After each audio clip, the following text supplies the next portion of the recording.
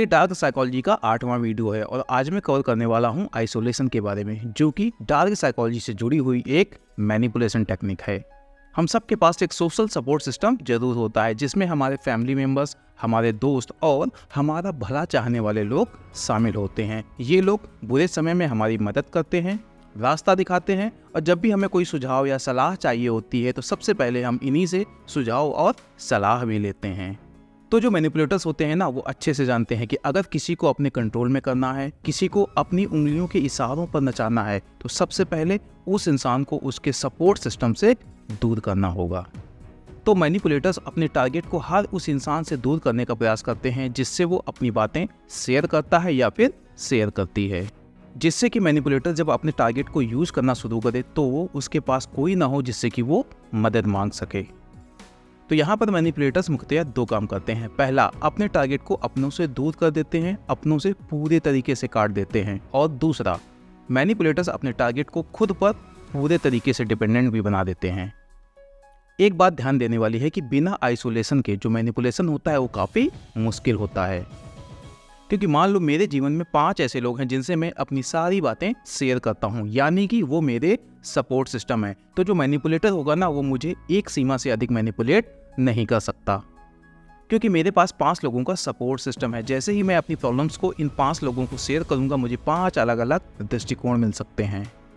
और साथ ही मान लो मैनिपुलेटर किसी दिन मेरे से बदतमीजी करता है, और जैसे ही वो बदतमीजी करता है मैं इन 5 लोगों को बता देता हूँ, तो क्या होगा, ये 5 लोग मेरे सपोर्ट में खड़े हो जाएंगे। तो अगर कोई इंसान मुझे मैनिपुलेट करना चाहेगा ना, तो सबसे पहले वो क्या करेगा, इन 5 लोगों से मेरी बुराई करा के उनसे मुझे दूर कर देगा। और साथ में वो मैनिपुलेटर मुझे ये भी एहसास दिलाने का प्रयास करेगा कि वो मेरे साथ हमेशा खड़ा रहेगा, वो मेरा भला चाहता है और वही मेरा सच्चा साथी भी है। तो अगर कोई मैनिपुलेटर मुझे इन 5 लोगों से दूर कर देता है, यानी कि मुझे मेरे सपोर्ट सिस्टम से काट देता है ना, तो मेरे पास अपनी प्रॉब्लम्स को शेयर करने के लिए सिर्फ एक इंसान बचेगा, और वो कौन होगा, वही मैनिपुलेटर। तो यहाँ पर बड़ी गड़बड़ हो गई, क्योंकि अगर मुझे दुनिया से कोई समस्या होगी ना, तो मैं किससे शेयर कर सकता हूँ, उस मैनिपुलेटर से। लेकिन अगर वो मैनिपुलेटर ही मेरे जीवन में समस्याएं खड़ी करने लगेगा ना, तो मेरे पास कोई भी नहीं होगा। तो एक बात ध्यान रखना, जब भी कोई इंसान आपको अपने सपोर्ट सिस्टम से दूर करने लगे आपकी कान भरकर, तो सतर्क हो जाइएगा, आपके जीवन में शायद समस्याएं आने वाली हैं। वीडियो में आगे बढ़ूं उससे पहले आपके लिए एक काम की जानकारी कि अब आप अपनी प्रॉब्लम्स को मेरे से शेयर कर सकते हैं और मेरी सलाह भी पा सकते हैं। स्क्रीन पर जो नंबर आ रहा, उस नंबर पर सुबह 9 से 10 और दोपहर 1 से 2 के बीच में कॉल करके अपना टाइम स्लॉट बुक कर सकते हैं। और अगर आपने अभी तक हमें फॉलो ना किया हो तो फिर फॉलो कर लीजिए। तो चलिए, अब मैं आपको एक उदाहरण से चीज़ों को डिटेल में समझा देता हूँ। और हाँ, जब भी मैं आपको उदाहरण दिया करूँ ना, तो आप नाराज मत हुआ करो कि ये क्या बात हुई, लड़कियाँ भी तो ऐसा करती हैं या फिर लड़के भी तो ऐसा करते हैं। भाई, मैं उदाहरण दे रहा, और कोई एक ही उदाहरण दूंगा ना, तो कभी मैं मेल को विलेन बना देता हूँ तो कभी फीमेल को। बाकी आपके पास दिमाग तो है ही, तो प्लीज़ दिमाग का यूज़ चीज़ों को समझने के लिए किया कीजिए, ना कि मेरे पर गुस्सा निकालने के लिए। मान लो आप एक लड़की हैं और आपके जीवन में एक लड़का आता है। जैसे ही आपने उस लड़के को देखा, उससे थोड़ी बहुत बातें की, आपको क्या लगने लगा कि यही तो है आपके सपनों का राजकुमार। बस सपने में सफ़ेद घोड़े में आया था, जबकि अभी पैदल ही आया है।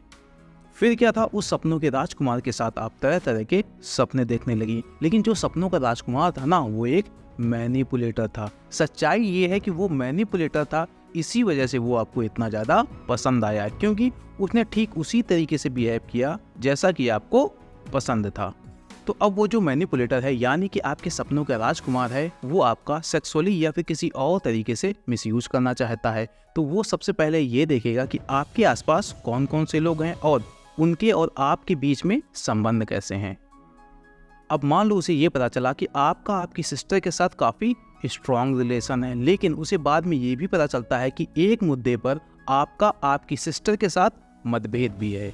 तो वो पता है क्या करेगा, आपकी सिस्टर जो आपकी सपोर्ट सिस्टम है, उससे आपको दूर करने के लिए उस मुद्दे को भड़काने की कोशिश करेगा जिस मुद्दे पर आपका आपकी सिस्टर के साथ मतभेद है। फिर आप क्या करेंगी, अपनी सिस्टर से दूरी बना लेंगी, उससे बातों को छुपाने लगेंगी, जबकि इस इंसान के और पास जाएंगी, क्योंकि ये इंसान लगातार आपको सपोर्ट कर रहा है या फिर सपोर्ट करने की एक्टिंग कर रहा।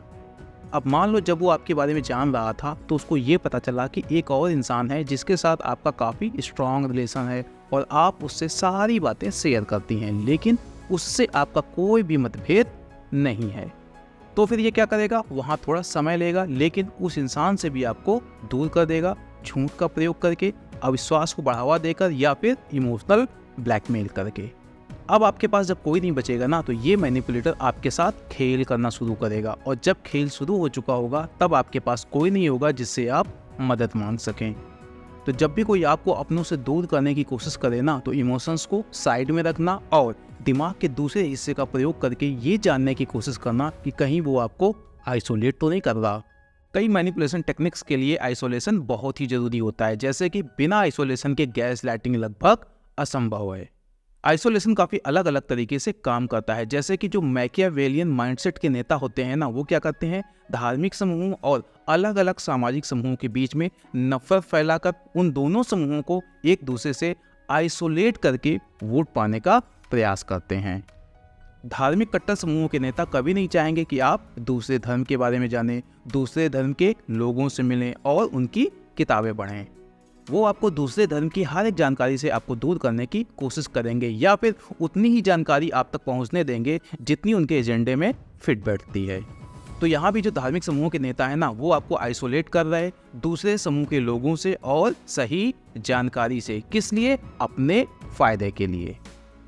वर्क प्लेस में कैसे आइसोलेशन होता है वो भी समझ लो। हो सकता है कि आपको वो जानकारी आप तक पहुंचने ही ना दी जाए जो आपके प्रमोशन के लिए जरूरी हो। इसे अंग्रेजी में बोलते हैं विदहोल्डिंग इन्फॉर्मेशन।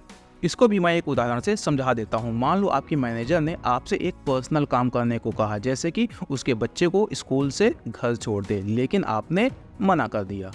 अब मैनेजर क्या कर सकता है? समझो, आप कंपनी की तरफ से विदेश जाने के सपने देख रहे थे और आप एक एलिजिबल कैंडिडेट भी थे, लेकिन जो आपका मैनेजर था ना, वो आप पर खुन्नस खाया बैठा था। तो उसने क्या किया कि वो इन्फॉर्मेशन आप तक पहुंचने ही नहीं दी और आपने अपॉर्चुनिटी को मिस कर दिया। तो अब आप मैनेजर की किसी भी रिक्वेस्ट को डिनाई करने से बचेंगे, भले ही आपके मैनेजर ने आपसे कितनी ही वाहियात रिक्वेस्ट की हो।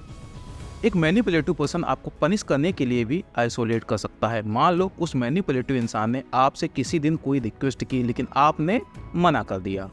अब वो क्या कर सकता है? वो मैनिपुलेटिव इंसान हो सकता है एक दिन एक पार्टी रखे और वो सबको बुलाए लेकिन आपको ना बुलाए, और अगले दिन जब आप उससे पूछे कि उसने तुम्हें क्यों नहीं बुलाया था, तो हो सकता है वो जवाब देगा कि यार बिल्कुल भी याद नहीं रहा।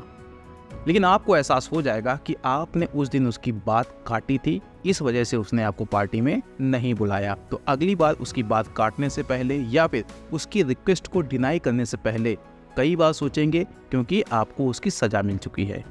तो यहाँ मैंने आपको क्या बताया? आइसोलेशन का बेसिक्स। तो एक बात याद रखना, जब कोई इंसान आपको आइसोलेट करने की कोशिश करे तो इमोशनल कमजोरी या इमोशनल डिपेंडेंसी के चलते या फिर किसी और रीजन से खुद को पूरे तरीके से आइसोलेट मत कर लेना। लेकिन अगर आपको ये लगता है कि आपसे गलती हो चुकी है और आप बिल्कुल अकेले पड़ चुके हैं, तो आप मुझे कॉल कर सकते हैं। और हाँ, बताइएगा कि कैसा लगा हमारा वीडियो, और अगर अभी तक हमें फॉलो ना किया हो तो फिर फॉलो कर लीजिए।